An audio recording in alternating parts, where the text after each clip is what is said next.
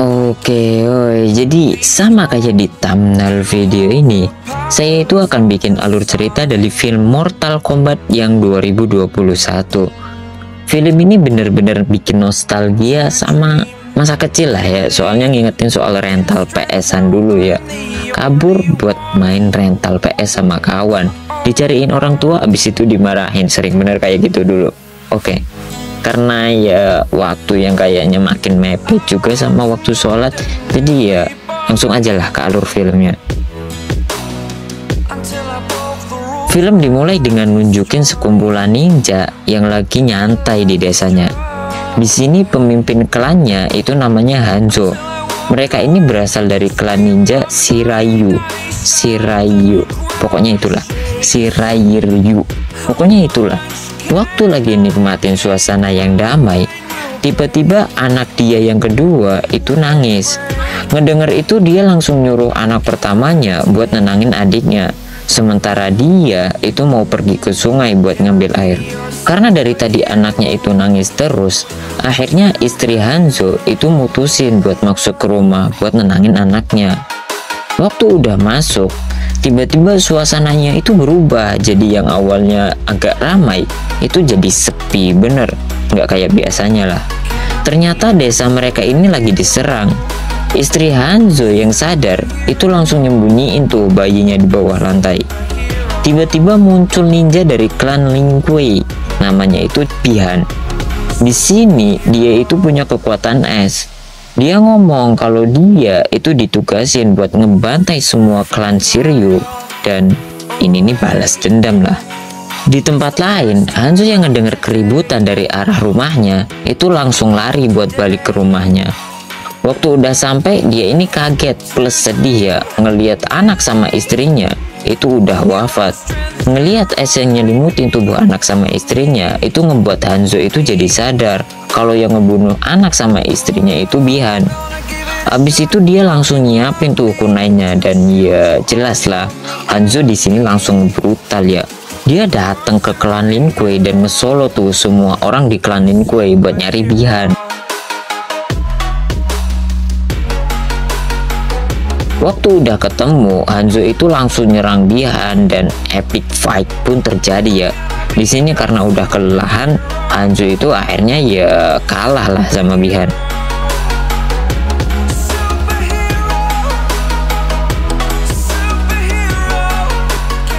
Di sini akhirnya Bihan itu berhasil nusuk Hanzo pakai kunainya sendiri. Habis itu Bihan itu pergi tuh ke Outworld buat nemuin bosnya. Gak lama abis itu, ternyata Hanzo itu belum wafat. Di sini, walaupun udah terluka parah, dia itu tetap berusaha buat bangkit dan balik lagi ke rumahnya.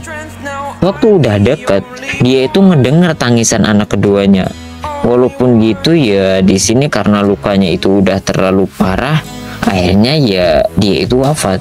Di sini, ternyata Hanzo itu punya tato naga di tangannya. Tiba-tiba ada api yang nyelimutin tubuh Hanzo dan ngebawa dia ini ke Netherland atau nerakanya Mortal Kombat gitu ya.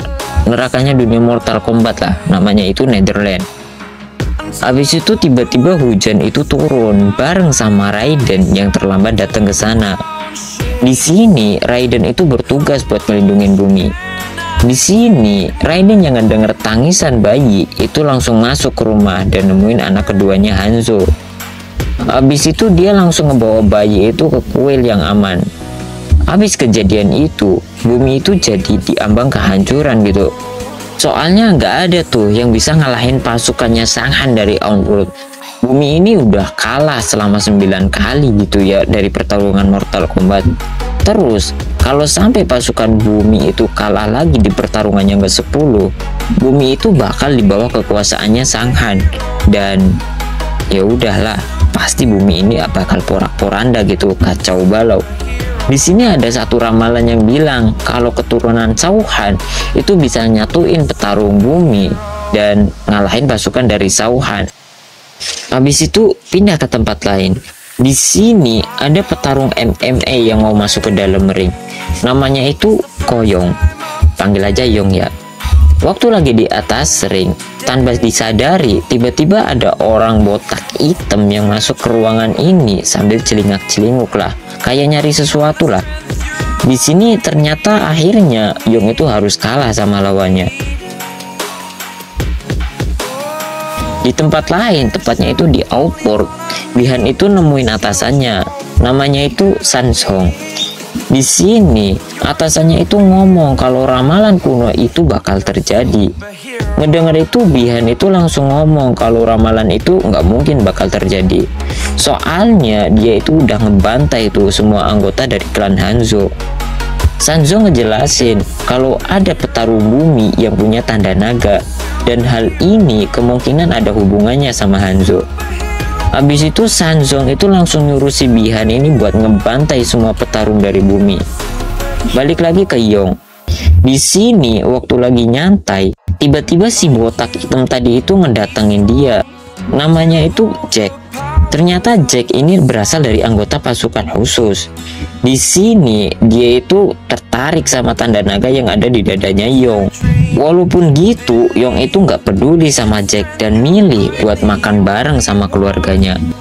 Waktu lagi enak-enak makan, tiba-tiba di luar ini malah turun hujan salju.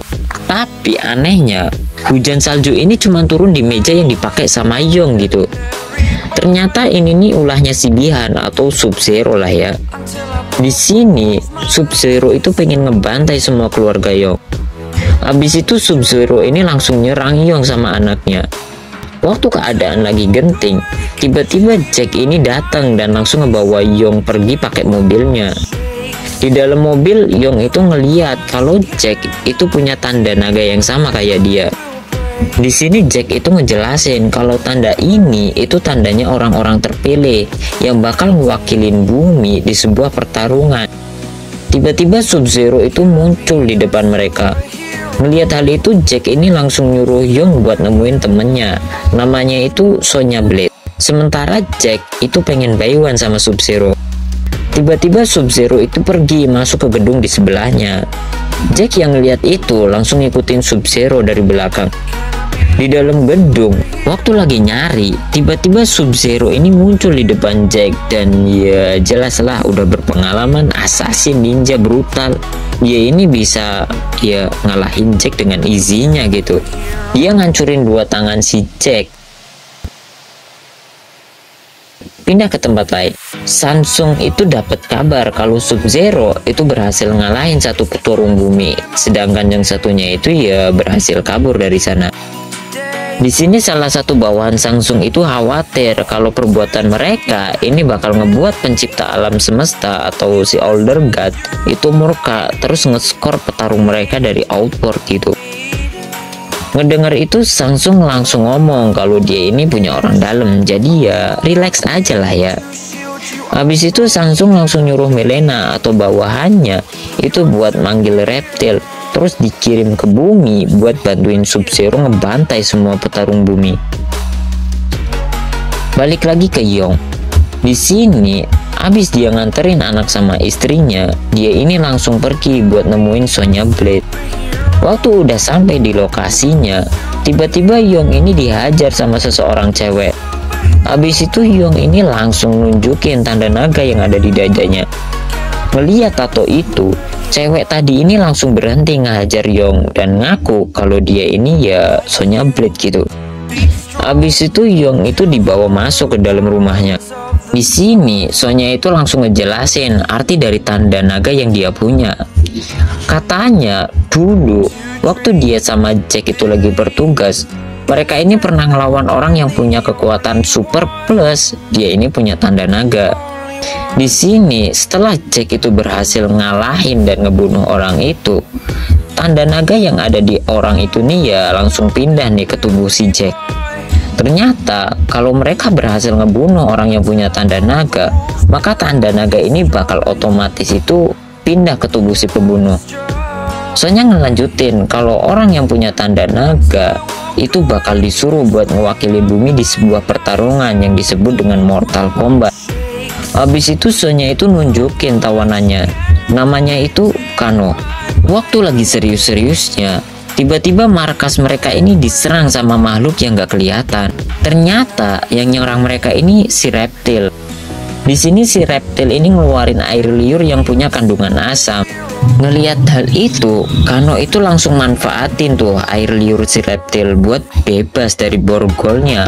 Habis bebas, Kano ini langsung nancepin mercon di tubuh si reptil yang ngebuat reptil itu mutusin buat nunjukin diri, dan iya, akhirnya fight solo versus trio pun terjadi. Di sini terjadi pergelutan yang lumayan seru lah ya. Setelah pergelutan yang lumayan seru ya, akhirnya mereka ini berhasil ngalahin si reptil dengan ngebuat jantung si reptil ini ya keluar dari tubuhnya. Abis kejadian itu, Kano yang tahu kalau Sonya itu lagi nyari kuil Raiden itu ngomong kalau dia itu tahu lokasi dari kuil Raiden. Soalnya ya dia ini pernah COD di sana. Mendengar itu, Sonya langsung ngebujuk Kano ini buat nganterin mereka ke kuil itu. Awalnya Kano itu nolak, tapi waktu ditawarin duit, Kano itu jadi berubah pikiran dan setuju buat nganterin mereka ini ke kuil Raiden. Besoknya mereka ini berangkat naik pesawat temennya Kano. Waktu udah deket ke kuilnya, mereka ini turun pakai parasut. Terus perjalanannya itu dilanjutin jalan kaki. Di tengah jalan mereka ini ketemu sama seseorang. Namanya itu Liu Kang. Liu Kang ngomong kalau dia ini muridnya Raiden, dan ya akhirnya dia ini ngebawa mereka ini ke kuil Raiden. Waktu udah sampai, mereka ini ngeliat lukisan bersejarah dari pertarungan Mortal Kombat sebelumnya. Yong yang lihat lukisan Hanzo itu kayak dapat penglihatan lah ya. Abis itu Liu Kang ini ngebawa mereka ke ruangan yang ternyata Jack itu udah ada di sana. Dia ini lagi dirawat ya gara-gara pertarungan dia lawan Pian. Bukan pertarungan sih, bisa dibilang ya, memang kalah telak. Liu Kang ngomong kalau Raiden itu nemuin Jack yang udah sekarat, dan dia ini langsung membawa Jack itu ke sini buat dirawat. Liu Kang juga ngomong kalau biksu di kuil ini itu bakal ngebuatin Jack itu tangan mekanik. Abis itu akhirnya mereka ini ketemu sama Raiden yang bakal masukin mereka itu ke turnamen Mortal Kombat. Di sini Raiden itu tahu kalau mereka ini belum siap buat ikut turnamen Mortal Kombat. Ditambah lagi salah satu dari mereka yaitu Sonya itu nggak punya tanda naga. Abis itu Raiden ini nyuruh Liu Kang buat ngelatih Kano sama Yong supaya bisa ngeluarin kekuatan terpendamnya kayak dia. Sorenya waktu lagi bertapa, tiba-tiba awan di sana itu berubah jadi dingin. Ternyata Sub-Zero ini udah berhasil masuk ke dalam kuil itu. Liu Kang yang lihat Sub-Zero itu langsung nyerang dia, tapi ya Liu Kang ini berhasil dikalahin gitu. Waktu mau di fatality, tiba-tiba Kung Lao itu datang dan langsung nyelamatin Liu Kang. Habis itu squad Sung Zhao ini datang, dan ya mereka ini mau ngebantai semua petarung yang berasal dari bumi.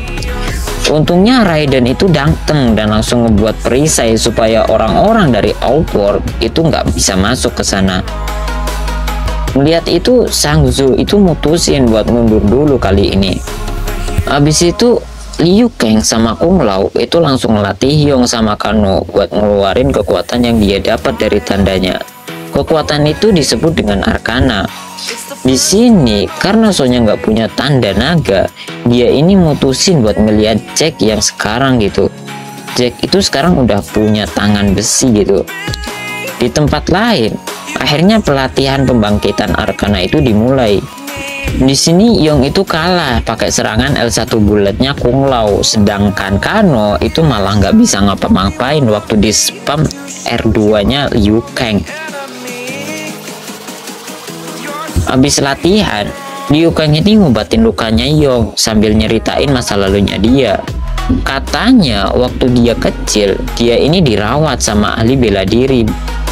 Gak lama habis itu, dia ini ketemu sama Kung Lao.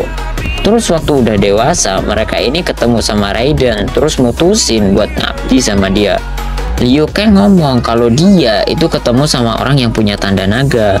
Habis itu dia ngerebut tanda naga itu, dan dari situ ya arkananya itu langsung bangkit. Malamnya waktu lagi makan, Kung Lao ini ngejek Kano terus-terusan, soalnya ya memang Kano ini bikin jengkel aja ya. Cuman besar omong aja lah orangnya, kayak teman saya. Ngedenger ejekan Kung Lao, Kano ini jadi ngamuk dan ngebuat arkananya itu bangkit. Dari mata kanannya itu dia bisa ngeluarin sinar laser gitu. Besoknya latihan itu dilanjutin lagi. Di sini walaupun udah berusaha keras, Arkana Yong itu nggak bangkit-bangkit. Habis latihan, Yong itu jadi mau nyerah, soalnya dia ini ngerasa nggak guna. Di sini tiba-tiba Raiden ini datang. Dia nyeritain asal-usul keluarganya Yong, dimana dia ini salah satu keturunan dari Hanzo. Raiden juga ngomong kalau arwah Hanzo itu masih ada di Netherlands, dan bisa aja Hanzo itu sewaktu-waktu keluar dari sana. Habis itu Raiden ini nyuruh Yong buat pulang aja ke rumahnya. Soalnya Yong ini ya bisa dipastikan bakal mati sia-sia kalau ikut kompetisi Mortal Kombat. Di Outworld, Sang Tzu itu ngumpulin semua petarungnya, yaitu Sub-Zero, Milana, Mitara, Roiko, sama Kabal. Di sini Kabal itu ngomong kalau dia itu kenal sama Kano. Ngedenger itu, Sang Tzu itu langsung nyuruh Kabal ini buat ngebujuk Kano buat gabung ke squad mereka. Tiba-tiba Pangeran Goro ini datang ke sana. Habis itu Kabal ini langsung nemuin Kano dan ngajakin dia itu buat join ke squadnya. Soalnya katanya kalau join ke squad Sang Tzu, dia ini bakal dapet duit yang gak ada habisnya. Ngedenger kata duit, Kano ini jadi setuju buat gabung ke squadnya Sang Tzu. Habis ini tuh Kano langsung pakai sinar lasernya buat ngancurin perisai yang diciptain sama Raiden. Waktu udah hancur, skuad Sang Tzu ini langsung masuk dan nemuin para petarung dari bumi. Di sini Kano ini udah bener-bener resmi masuk ke squadnya Sang Tzu. Dia cengengesan sambil ngeliatin para petarung bumi yang lagi ketar-ketir gara-gara kedatangan skuadnya Sang Tzu. Di tempat lain, tiba-tiba Pangeran Goro ini muncul dari dalam gudangnya Yong. Dia datang buat ngebantai keluarganya Yong. Yong yang lihat itu langsung berusaha buat ngalihin perhatian Goro. Balik lagi ke kuil. Di sini akhirnya dua squad ini mulai gelut gitu. Di sini Sonya ini harus ngelawan Milena dan tentu aja Sonya ini bisa dikalahin dengan isinya gitu. Di sini Milena yang lihat Sonya itu nggak punya tanda naga itu milih buat pergi aja. Tiba-tiba Kano ini datang dan langsung lempar Sonya ini ke bawah patung raksasa ya. Dia nembakin sinar lasernya ini ke arah tangan patung raksasa di atas Sonya dan ngebuat Sonya ini kejebak di tangan patung itu. Di tempat lain, Kung Lao itu harus ketemu sama Sang Tzu.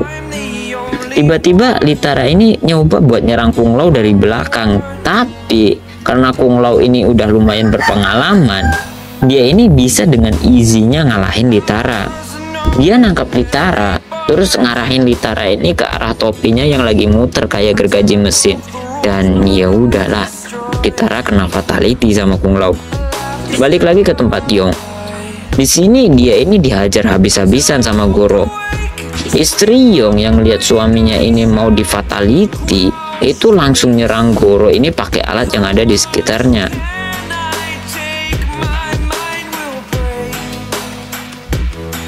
Di sini waktu keluarganya itu mau di fatality sama Goro, tiba-tiba Arkana Yong itu bangkit. Arkana Yong ini sejenis armor yang bisa nyerap dan ngembaliin serangan musuh.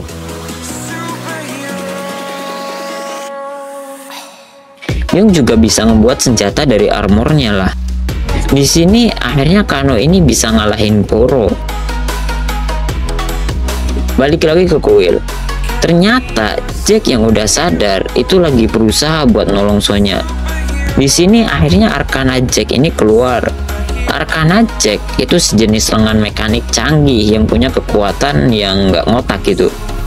Gara-gara Arkana ini, akhirnya Jack ini bisa dengan izinnya nyelamatin Sonya. Tiba-tiba Raiden ini datang ke sana.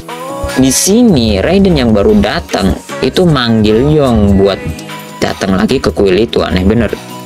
Tiba-tiba entah kenapa Raiden ini malah ngomong kalau Yong itu salah satu keturunannya Hanzo.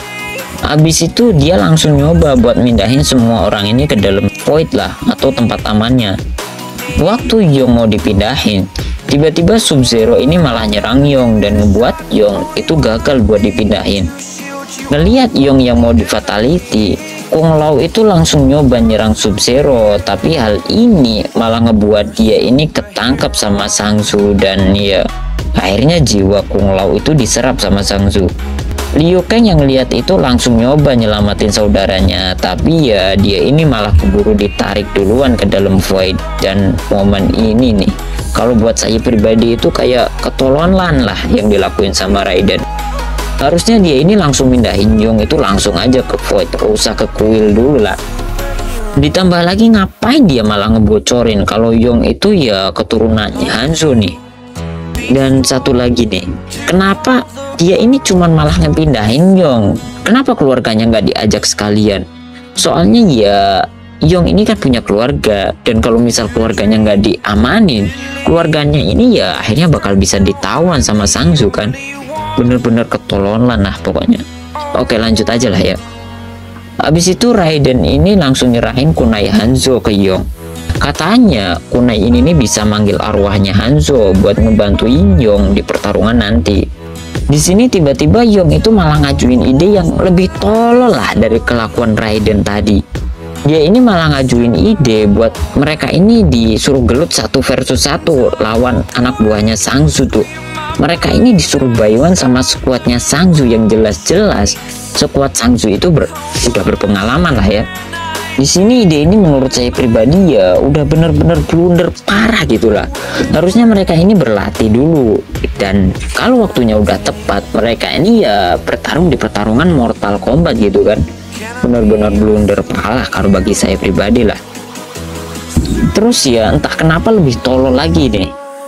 Di sini Raiden ini malah setuju dengan ide ini, dan ya entah kenapa di scan ini kalau menurut saya kayaknya di sini adu tolol lah. Alah, pokoknya lanjut aja lah ya. Sini Reiko itu disuruh buat lawan Jack, Sonya lawan Kano, Liu Kang lawan Kabal, terus yang itu disuruh ngelawan Milena. Kalau di sini mereka berhasil menang semua, mereka ini bakal nyoba buat solo squad lah lawan Sub-Zero. Soalnya ya di antara yang lain Sub-Zero ini yang paling kuat. Akhirnya pertarungan ini dimulai. Di sini Jack yang udah di revamp itu dengan easy-nya bisa ngalahin Reiko.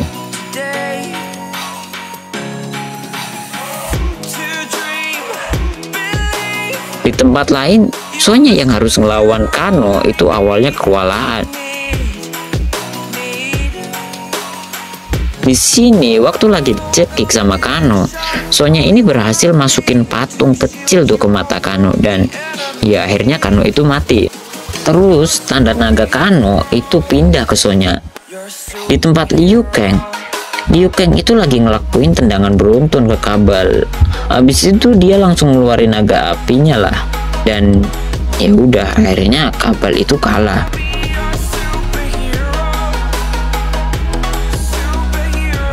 Di tempat lain ternyata Yong ini malah ketemu counter arkananya. Di sini walaupun defense-nya itu tinggi, ternyata Yong ini nggak bisa ngimbangin tuh kecepatannya Milena. Dia bener-bener diayam-ayamin tuh sama Milena. Waktu Yong mau di fatality sama Milena, tiba-tiba Sonya itu datang dan berhasil tuh nyelamatin Yong. Dia nembak Milena itu pakai arkananya yang udah bangkit. Arkana Sonya itu semacam gelang yang bisa nembakin energi sihir. Sonya ngomong kalau dia itu dapat arkananya dari Kano. Pindah ke rumah Yong. Di sini Sub-Zero ini datang ke sana dan langsung nyandera anak sama istri Yong. Habis itu dia mancing Yong ini buat datang ke sana.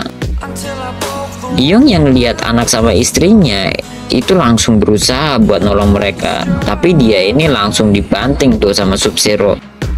Akhirnya ya fight antara Yong sama Sub-Zero ini dimulai. Di sini Yong ini benar-benar dihajar habis-habisan sama Sub-Zero. Waktu mau di fatality, Yong itu langsung ngeluarin kunainya buat ngesummon si Hanzo, dan ini berhasil gitu. Hanzo ini datang dan langsung nyerang Sub-Zero. Di sini Hanzo ngomong kalau nama dia itu sekarang Scorpion. Abis itu rematch antara Sub-Zero sama Scorpion itu ya dimulai. Di sini Young juga ngebantu buat ngelawan Sub-Zero, tapi walaupun gitu Sub-Zero ini nggak bisa dingalahin dengan mudah ya. Di sini walaupun duo versus solo, mereka ini nggak bisa ngalahin Sub-Zero gitu aja gitu. Fightnya itu lumayan panjang dan akhirnya dengan susah payah ya mereka ini berhasil ngalahin Sub-Zero. Habis itu Scorpion itu langsung ngeluarin jurus andalannya.